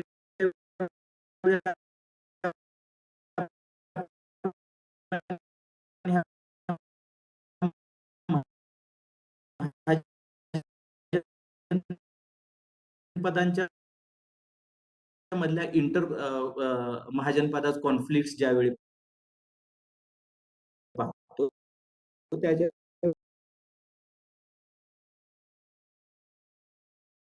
त्यावेळी ही गोष्ट लक्षात येते की महाजनपदामधल्या मगध महाजनपदाकडे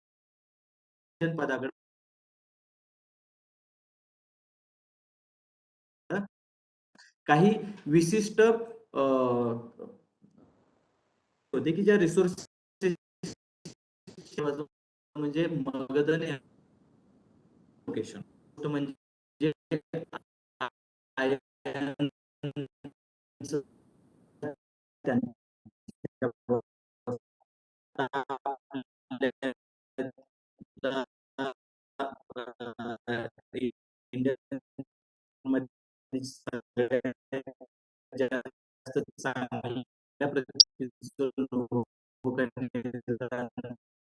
प्रसिद्ध आहे अंडर येत होता या इम्प्लिमेंट म्हणजे काय झालं शक्य झालं आणि या बेसवरती व्यापार बिलच्या बेसवर क्षमता वाढली. या विषमतेचे मेजर हे कोण होते विक्टिम्स कोण होते एकतर वुमन होते ओके शुद्राज होते आणि त्याच्यानंतर होते की अनटचेबल्स ओके.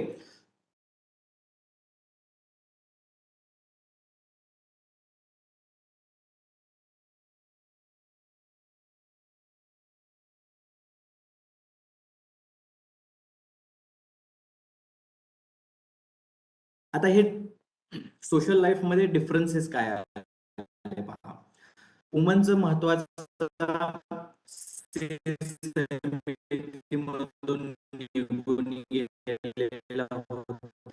ओके पॅट्रियार्की की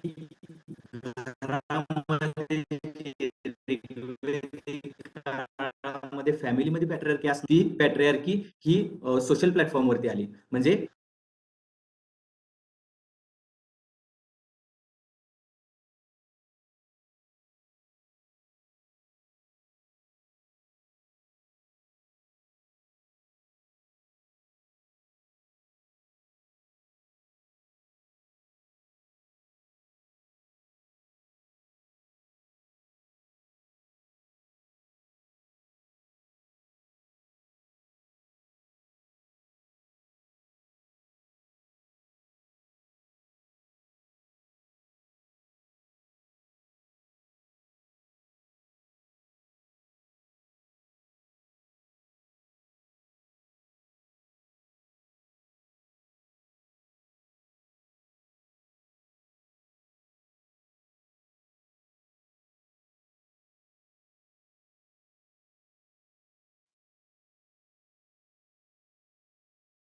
येतोय आवाज थोडासा नेटवर्कमुळे इश्यू होत असावा please understand.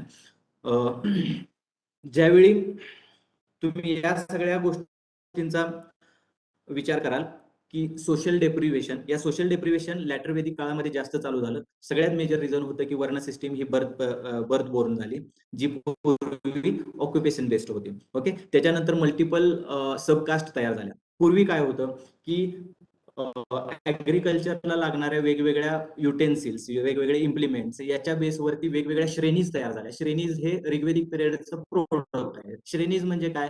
That was a संघ. संघ म्हणजे काय की आपल्याकडे आता जशी असोसिएशन असते, लोहार असोसिएशन, सुतार association, that association is called that association was called as a श्रेणीज. ओके, या श्रेणीज पुन्हा त्यातले सबकास्ट आणि सेग्रिगेशन वाढवत घेऊन गेल्या. आणि हे सेग्रिगेशन आणि सबकास्ट ऍक्च्युली लॅटर वेदिक काळांमध्ये एकूण सामाजिक व्यवस्था आणि हायरार्की फार मोठ्या प्रमाणात वाढलेली दिसते.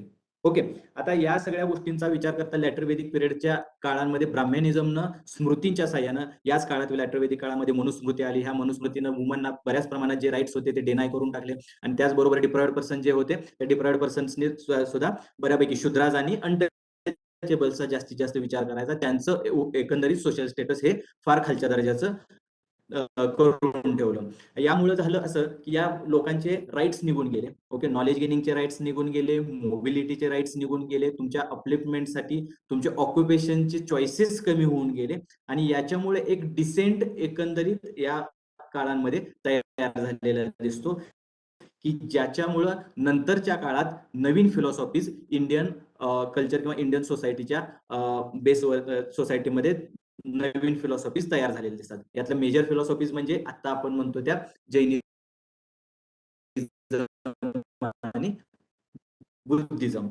जैनिझम आणि बुद्धिझमचा ज्यावेळी विचार करू, त्यातले मेजर जे जैनिझमचे आणि बुद्धिझमचे पायोनियर जे म्हटले जातात ते साधारणतः गौतम बुद्ध बुद्धिझमचे आणि भगवान महावीर हे जैनिझमचे आहेत.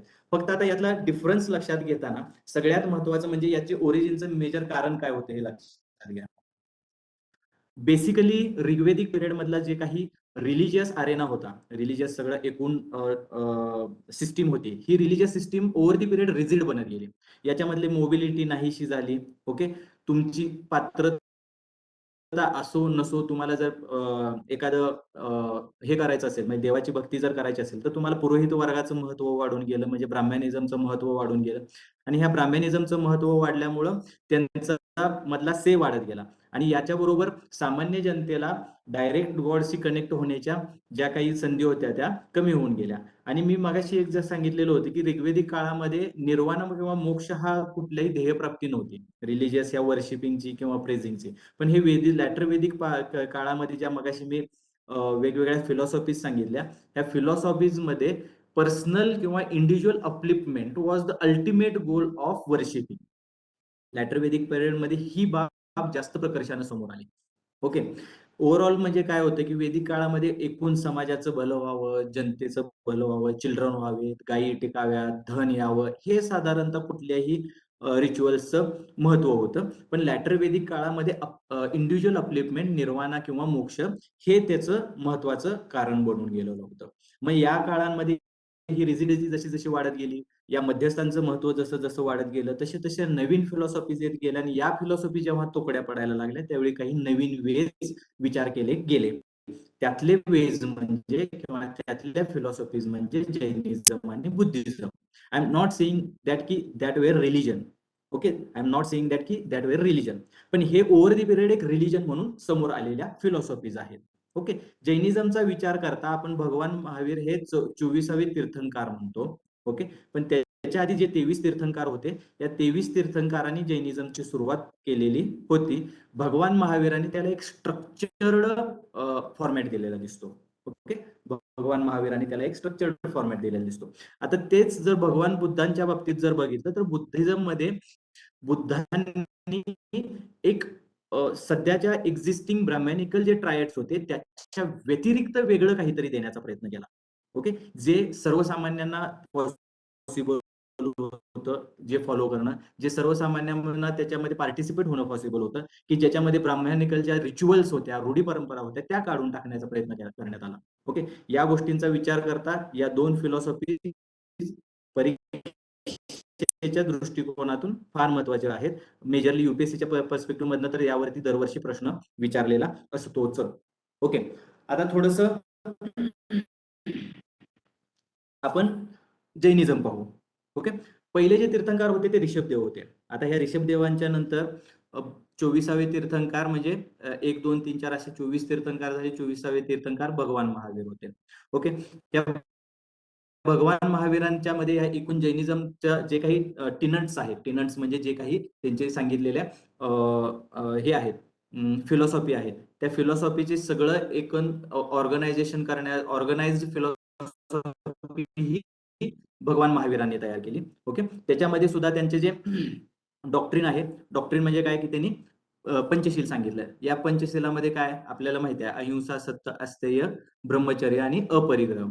फक्त यातल्या ह्या ज्या 4 आहेत, अहिंसा, सत्य, अस्थेय आणि अपरिग्रह, ओके, या 4 पार्श्वनाथाने दिलेल्या आहेत. आणि चौथी जी ब्रह्मचर्य आहे ही मात्र भगवान महावीरांनी दिलेली आहे. ओके. भगवान महावीरांनी ज्यावेळी जैनिझमचे टिनट्स ऑर्गनाइज केले आणि जैनिझमचे जे बेसिक टिनट्स आहेत, त्या बेसिक टिनट्स मध्ये सगळ्यात जास्त important leader of religion is called as a Tirthankara. म्हणजे तिथं देवापेक्षा ऍक्च्युली महत्व जास्त आहे, तीर्थकारांना महत्व आहे. याच्यावरती युपीएससी मध्ये तुम्हाला एक ऑप्शनही असा आलेला होता की दे denied existence of God. Okay. तर कुठल्याही जैनिझम मध्ये पण आणि बुद्धिझम मध्ये पण, जैनिझम मध्ये पण आणि भागवतिझम मध्ये, बुद्धिझम मध्ये denied existence of God. Okay. तर याच्यामध्ये या दोन्हीच्या मध्ये तुम्हाला कुठेही एक्झिस्टन्स ऑफ गॉड डिनाय केलेला दिसत नाही, हे फक्त लक्षात असू द्या. आणि दुसरी गोष्ट,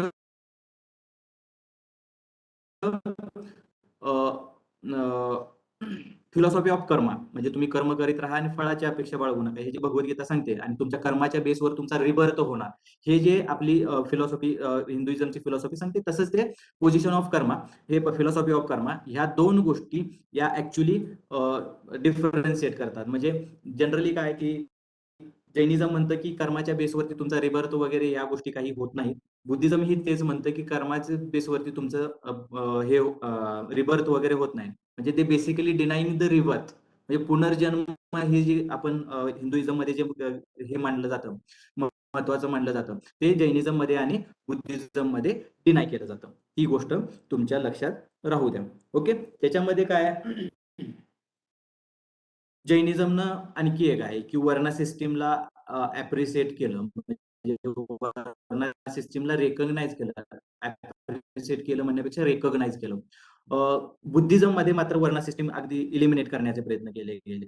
त्याच्या जागी त्यांनी बुद्ध, धम्म आणि संघ ह्या 3 गोष्टी दिल्या. ओके. बुद्ध म्हणजे वर्शिप तुम्हाला बुद्धाची करायची आहे, धम्म म्हणजे ती फिलॉसॉफी आहे, संघात राहून त्या फिलॉसॉफीला फॉलो करायचं आहे. मग याच्यासाठी तुम्हाला सगळ्यात महत्वाचं काय आहे की सोशल अपलिफ्टमेंटच्या ऐवजी स्वतःची अपलिफ्टमेंट करणं. ओके. त्यामध्ये जैनिझमचा जर विचार केला तर वर्ण सिस्टीम मात्र जैनिझम डिनाय करत नाही, वर्ण सिस्टीमला फॉलो केलं जातं, पण तिथं बर्थ बेस वर्ण सिस्टीम चालणार नाही असं स्पष्टपणे सांगितलेलं आहे. त्यांचं म्हणणं आहे की तुमच्या ऑक्युपेशन बेसवरती वर्ण सिस्टीम चालावी. ओके. लक्षात घ्या. आता ज्यावेळी तुम्ही बुद्धिझमचा विचार करता, त्यावेळी बुद्धिझमचा विचार करता गौतम बुद्धांनी बेसिकली दुःखाचं कारण काय हे शोधण्यासाठी ऍक्च्युली ते घरातून बाहेर पडले. हे आपल्याला सगळ्यांना कॉमन नाही. ज्यावेळी त्यांनी घरातून बाहेर पडले त्याच्यानंतर त्यांच्या येतं. मग हे दुःख काढून 8 मार्ग सांगितले. ओके. ते अष्टांग मार्ग म्हटले जातात. आणि हे अष्टांग मार्ग त्या अष्टांग मार्गच्या बेसवरती तुम्हाला एकूण तुमचा निर्वाणा अचीव करायला येतो. हे बुद्धिझमचं बेसिक टिनट आहे. त्याची बेसिक फिलॉसॉफी आहे. ओके. आता या बुद्धिझम मध्ये संघांचं महत्व काय की तुम्ही सगळ्यात महत्वाचं होतं की संघांच्या मध्ये तुम्ही स्वतः पार्टिसिपेट व्हा. ओके. संघांच्या मध्ये गेल्यानंतर तुम्ही या मनन, चिंतन आणि मेडिटेशन करा, आणि या मेडिटेशनच्या बेसवरती तुमच्या मनात ग्रीड जाऊ दे. ही ग्रीड घालवण्यासाठी काय की तुम्ही भिक्षुकी करायची, भिक्षुकी केल्यानंतर जे मिळेल त्याच्यावरती गुजराण करायची. आता ओव्हर दी पिरियड ह्या बुद्धिझम आणि जैनिझम मधले हे जे टिनट्स होते हे डायल्यूट झाले. म्हणजे लक्षात घ्या, ऋग्वेदिक पिरियड मध्ये सुरुवातीला इगॅलिटेरियन सोसायटी ब्राह्मणिझम बेसवरती होती, आणि ती सोसायटी पुढे गेल्यानंतर हळूहळू रिजिड होत निघाली. ओके. तशाच प्रकारे जैनिझम आणि बुद्धिझम मध्ये जे इंडिव्हिज्युअल बेसवरती प्रेइंग आणि प्रेज जो होता, इंडिव्हिज्युअल बेसवर वर्शिप राईट जे होते ते नंतर पुन्हा बुद्धिझम मध्ये संघा बेसवरती झाले आणि महावीरांच्या मध्ये श्वेतांबर आणि दिगंबर असे 2 फॉर्म पडले होते. ओके.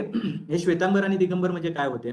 मौर्यन साम्राज्याच्या मध्ये चंद्रगुप्त मौर्य जो होता ते चंद्रगुप्त मौर्यांच्या काळांच्या मध्ये 12 वर्ष सतत मगधन एम्पायर मध्ये ड्रॉट पडला म्हणजे दुष्काळ पडला. या ड्रॉट मध्ये काही जैनिस्ट जे मॉन्क्स होते ते जैनिझमचे मॉन्क्स ते साऊथ मध्ये गेले. साऊथ मध्ये गेल्यानंतर त्यांनी ओव्हर दी पिरियड ज्या काही 12 वर्षांच्या पिरियड मध्ये ज्या काही बेसिक फिलॉसॉफीज जैनिझमच्या होत्या त्या स्ट्रॉंगली पाळल्या. पण या काळांमध्ये मगधन एम्पायर मध्ये राजाच्या साधारणतः सपोर्ट मिळवला असेल किंवा एम्पायरच्या सपोर्टमुळे असेल ओव्हर द पिरियड यातले बहुतांश हे निघून गेले. बेसिक टेनंट्स जे होते ते निघून गेले. म्हणजे ब्रह्मचर्य आणि त्याच्याबरोबर पंचशील जे सांगितलेले होते त्याच्याबरोबर महावीर काय म्हणतात की तुम्ही सर्व बाबींचा त्याग केला पाहिजे. तुम्ही अहिंसा केली पाहिजे, त्यामुळे तुम्ही शेती करणार नाही. ओके. त्याच्यानंतर तुम्ही कुठल्याही गोष्टीची लालच धरणार नाही, त्याच्यामुळे तुम्ही वस्त्राचाही त्याग केला पाहिजे. ओके. पण ओव्हर दी पिरियड काय झालं की नदन प्लेन मध्ये मगधन एम्पायर मध्ये हळूहळू या मॉन्क्सनी श्वेत वस्त्र धारण करायला सुरुवात केली. ओके. ह्या श्वेत वस्त्राच्या त्यांचा जो सेक्ट आहे त्यांना म्हटलं जातं श्वेतांबर. आणि जे साऊथ मधनं 12 वर्षानंतर या सगळ्या ड्रॉट संपल्यानंतर पुन्हा मगधन एम्पायर मध्ये आले. ओके. त्यांना म्हटलं जातं दिगंबर. कारण त्यांनी जे बेसिक टेनंट्स होते ओके नग्न राहायचं किंवा एक पूर्ण गोष्टीतून स्वतःचा त्याग करायचा, परित्याग करायचा, या गोष्टी त्यांनी तशाच फॉलो केलेल्या होत्या. ते राहिले दिगंबर. तशाच पद्धतीनं ज्यावेळी तुम्ही बुद्धिझम बघाल त्यावेळी बुद्धिझम मध्ये पण वेगवेगळे सेक्ट पाडण्यात आले. ओके. त्यातलं पहिला होता स्थावीरवादा किंवा थेरवादा आणि त्याच्यातून तो पार्ट होता महायान याचा, महायान आणि हीनयान. आता हीनयान आणि महायान म्हणजे काय? मुळात बुद्धिझमचा बेसिक जो पिवोटल पॉइंट होता तो होता संघा. संघामध्ये वुमन आणि मेन या दोन्हींचे जे काही मॉन्क्स होते, दोन्ही प्रकारचे मॉन्क्स होते ते एकत्र राहायचे. त्यांनी काय करायचं दिवसभरात भिक्षुकी करून यायचं आणि भिक्षुकी म्हणून जे मिळेल ते सगळ्यांनी वाटून खायचं आणि स्वतःच्या अपलिफ्टमेंटसाठी मेडिटेशन करायचं. ओके. आपल्या मनातून ग्रीड निघून गेली पाहिजे आणि जो काही सॉरो आहे ते सॉरोला तुम्ही कॉन्कर केलं पाहिजे, त्याच्यावरती विजय प्राप्त केला पाहिजे. पण ओव्हर द पिरियड काय झालं की या संघांनी स्वतःची संपत्ती जमवायला चालू केली आणि या संपत्ती जमवल्यामुळं नंतर नंतर त्यांची त्या संदर्भातलं अफेक्शन वाढत गेलं.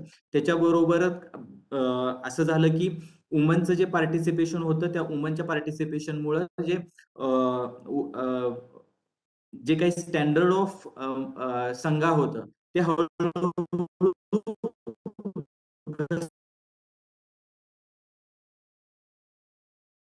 घसरत गेलं आणि याच्यामुळं मग डायल्युशन ऑफ दी संघाज प्रिन्सिपल वेगवेगळे सेक्ट आपले महायान आणि हीनयान.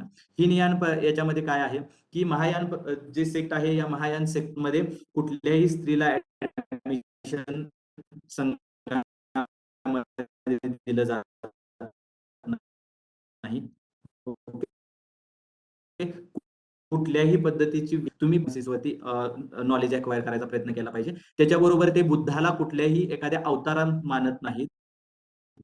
बुद्धाला ह्युमन बिंग म्हणतात, फक्त बुद्धाची सेवा करायची, त्याची कुठलीही आयडॉल वर्शिप होत नाही. ही ज्ञानामध्ये आयडॉल वर्शिप आहे, म्हणजे बुद्धाच्या मूर्ती तयार करून त्याची पूजा करण्याचे प्रयत्न केले गेले. महायानमध्ये एक स्तूप बांधला जायचा, तिथं बुद्धाचे रेलिक्स राहायचे. रेलिक्स म्हणजे काय की त्यांचे बॉडी रिमेन्स म्हणजे हाड किंवा इतर कुठली तरी राख या गोष्टींच्या वरती तो स्तूप बांधला जायचा. त्या स्तूपाच्या समोर तुमचं बसून तुमची भक्ती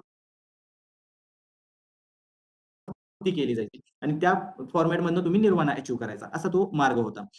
त्याचाच होता एक पार्ट थेरवादा. थेरवादा म्हणजे काय होता? बुद्धांचे जे महत्वाचे शिष्य होते आणि त्यांच्यामधनं जी गुरु परंपरा चालू झाली होती त्यातले महत्वाचे जे मॉन्क्स होते त्या मॉन्क्सने दिलेले जे टिनंट्स होते त्या टिनंट्सच्या बेसवरती तयार झालेला हा म्हणजे किंवा ओल्डर मॉन्क्स होते त्या ओल्डर मॉन्क्सनी दिलेल्या वेजवरती फॉर्म झालेला सेक्ट म्हणजे थेरवादा. आणि हीनयाना काय होता? ह्या हीनयानामध्ये संघांमध्ये दोन्ही मेल फिमेल या दोघांनाही एंट्री होती. त्याच्याबरोबर वेल्थ अक्युमुलेशन थोड्याफार प्रमाणात चालत होती. ऍक्च्युअली ही वेल्थ अक्युमुलेशन इंडिव्हिज्युअल बेसिसवरती न होता संघांच्या नावांच्या वरती जमिनी, संघांच्या नावांच्या वरती वेल्थ अक्वायर करण्याच्या पद्धती चालू झाल्या. सगळ्यात महत्वाचा वे ऑफ वर्शिप होता की जो आयडॉल फॉर्मॅटमध्ये होता. यातूनच मग पुन्हा आपल्या इंडियन कल्चरल अरेनामध्ये प्रॉस्पेक्टिव्ह मध्ये तुम्हाला गंधारा शैली, मथुरा शैली या दिसतात. ह्या आयडॉल बेसिसमुळे त्याचं जास्त प्रॉस्पेरिटी आली किंवा ते प्रॉस्परस ठरले त्या स्कल्पचरच्या ह्या मेथड्स. ओके, आता ह्या हीनयानांच्या आणि महायानांच्या मुळे मेजर ज्या काही धार्मिक बेसिक फिलॉसॉफिकल लिटरेचर होतं तेही डिवाइड झालेलं दिसतं. ओके, मग हे ऍक्च्युली एकत्र या सगळ्या गोष्टी पुन्हा करण्यासाठी, बौद्धिक लिटरेचर पुन्हा एकत्र करण्यासाठी ऍक्च्युली 4 परिषद घडलेल्या होत्या.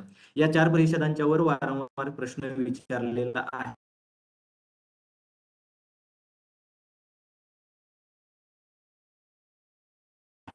त्या 4 परिषदा कुठं हे सगळं तुम्ही परिषदांच्या मधलं फक्त एवढंच लक्षात घ्यायचं की कुठला राजा होता, कुठल्या ठिकाणी परिषद झाली आणि कितवी नंबरची परिषद झाली. याच्यावरती जोड्या जुळवाचा प्रश्न 1-2 वेळा येऊन गेलेला आहे. ओके, त्याच्याबरोबर बेसिकली एवढं लक्षात ठेवायचं की जैनिझमच्या ज्या काही लिटरेचर आहे ते मोस्ट ऑफ दी प्राकृतमध्ये आहे. ओके, बौद्धिझमचं जे आहे ते मोस्ट ऑफ दी पालीमध्ये आहे. ओव्हर दी पिरियड हिनयानानं संस्कृत लिटरेचर तयार करायचे प्रयत्न केले. म्हणजे डायरेक्टली असं म्हणता येऊ शकतं की तुमचं जर संघा सिस्टीम होती ती पुन्हा एकदा ब्राह्मणिझमच्या सेक्टमध्ये ती कन्वर्ट झाली. ओके, त्यामुळं झालं असं की जैनिझम मधले जे टेनंट्स होते त्या जैनिझम मधल्या टेनंट्स मध्ये श्वेतांबर आणि दिगंबरच्या यापेक्षा जास्त डिव्हिजन्स फारसे झालेले दिसत नाहीत. अजूनही जैनिझम 2300-2400 वर्षानंतर सुद्धा एक्झिस्टन्स मध्ये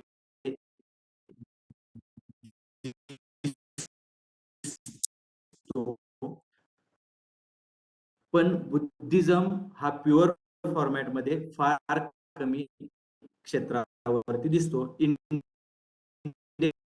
सबकंटिनेंट मध्ये ओव्हर दी पिरियड तो नाहीसा झाला होता. पण 1956 मध्ये आंबेडकरांच्या बाबा डॉक्टर ज्या स्टेट्स आहेत तिथं तिथल्या भागामध्ये आणि तो पण तिबेटच्या प्रॉक्झिमिटीमुळे आहे आणि त्याचे सुद्धा वेगळं प्युअर फॉर्मॅट ऑफ बुद्धिझम आता कुठेही एक्झिस्टन्स मध्ये दिसत नाही.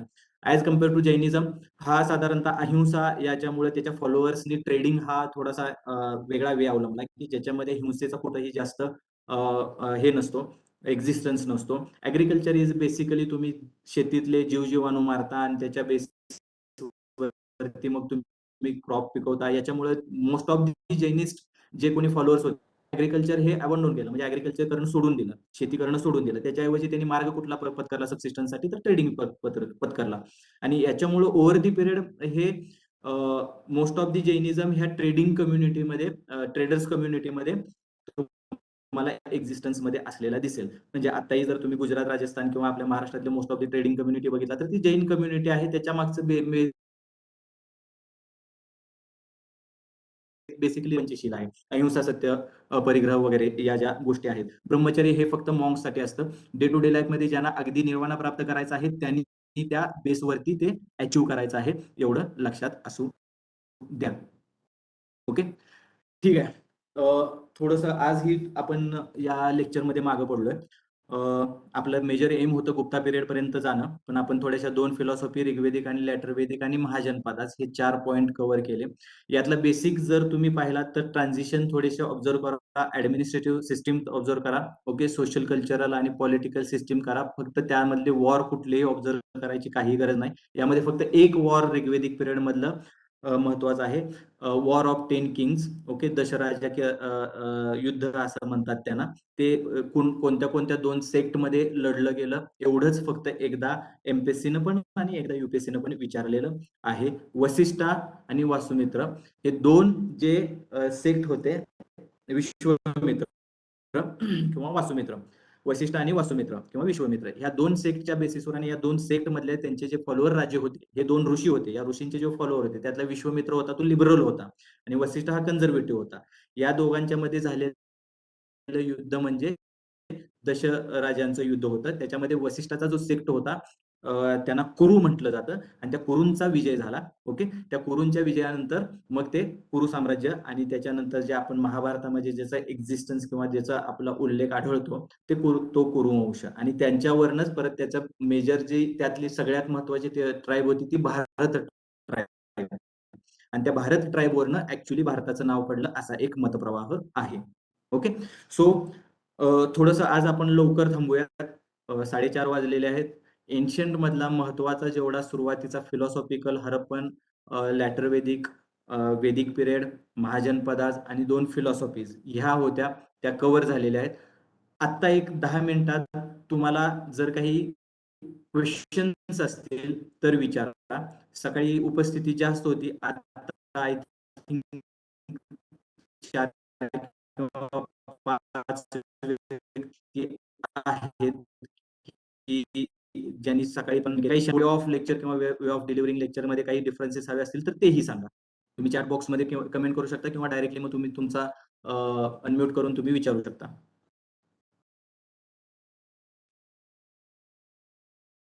एनीवन? काहीही असतील म्हणजे तुम्हाला काही इम्प्रूव्हमेंट हवे असेल किंवा बाकीच्या काही गोष्टी तुमच्या काही निडेड असतील की ज्याच्यावर तुम्हाला करायचं आहे सिलेबस मधल्या असं वाटतं.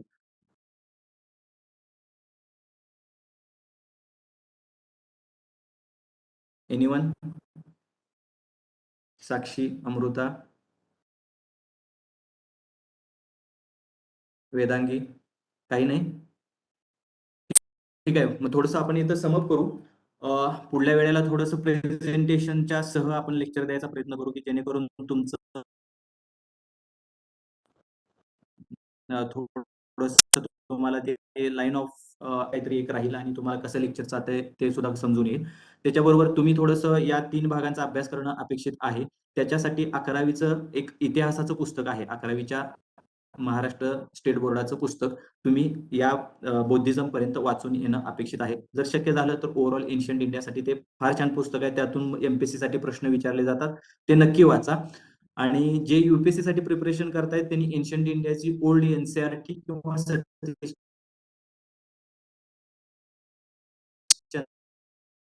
चंद्रांचं पुस्तक जर मराठीतून हवं असेल तर के सागरचं आहे. इंग्लिश मधून तुम्हाला आहे असं कुठल्याही झेरॉक्स सेंटरला मिळून जाईल किंवा तुम्हाला टेलिग्रामच्या कोणत्याही ग्रुपवरती ते मिळून जाईल. त्याच्यातले पहिले एक वाचून येणं अपेक्षित आहे की ज्याच्यामध्ये तुम्हाला एक बेसिक नॉलेज येईल.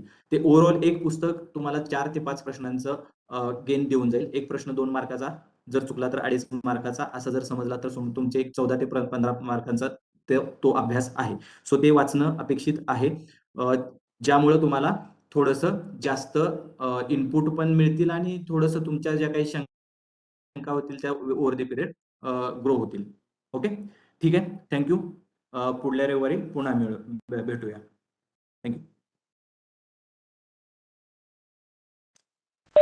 Okay sir. Okay sir, okay. Thank you. Thank you.